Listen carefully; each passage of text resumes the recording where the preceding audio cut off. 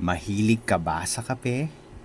Paanong ang pagkakape ay nakakabuti sa ating mental health? Well, pag-usapan natin yan dito sa Hugot Kaalaman. Kung hindi ka pa nakasubscribe, mag-subscribe na or i-follow na ang ating channel para ito'y patuloy na umusbong. And don't forget to like, share, and subscribe. Ang kape ay sinasabing ang pinakapopular na inumin sa mundo na sumunod sa tubig. Mga 2 bilyong tasa ng kape ang iniinom sa buong mundo araw-araw.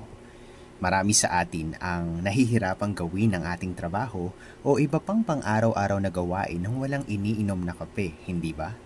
At malamang ay isa ka din sa mga umiinom ito nang hindi bababa sa 1 tasa kada araw.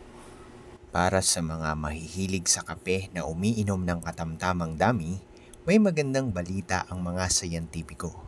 Ang bagong pananaliksik ay nagpapahiwatig na ang mga taong umiinom ng 2 o 3 tasa ng kape bawat araw ay mas hindi malamang na magkaroon ng mga problema sa mental health.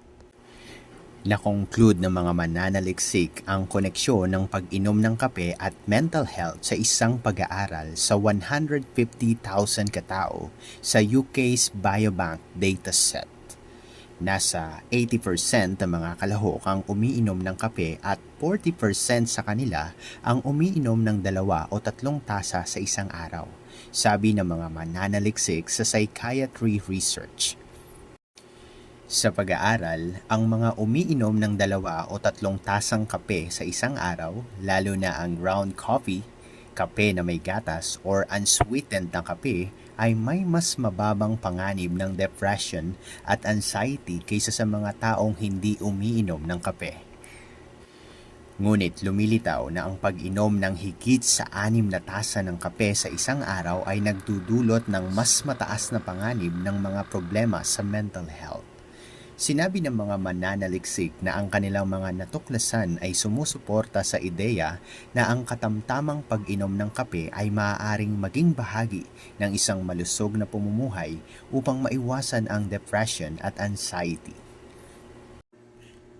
Sinabi ng mga siyentipiko sa US na may malawak na pagkakaiba kung paano naaapektuhan ng caffeine ng mga tao. Ngunit ito ay maaaring maging bahagi ng isang malusog na diet para sa karamihan ng mga tao. Iminumungkahi ng mga siyentipiko ng US sa mga malulusog na adulto na hindi dapat uminom ng kape na lagpas sa karaniwang dami sa 5 hanggang 6 na tasa ng kape bawat araw. Kaya pala masarap magkape, nakaka-relax. Pero alam mo ba kung ano ang pinakamasarap na kape? Ito ay yung lagi kang kapeling. Hugot Kaalaman! Hanggang sa muli, ako nga pala si Kuya H na nag-iiwan ng mga katagang sa gitna ng mga problema, matutong tumawa. Matutot tumawa hanggang sa muli.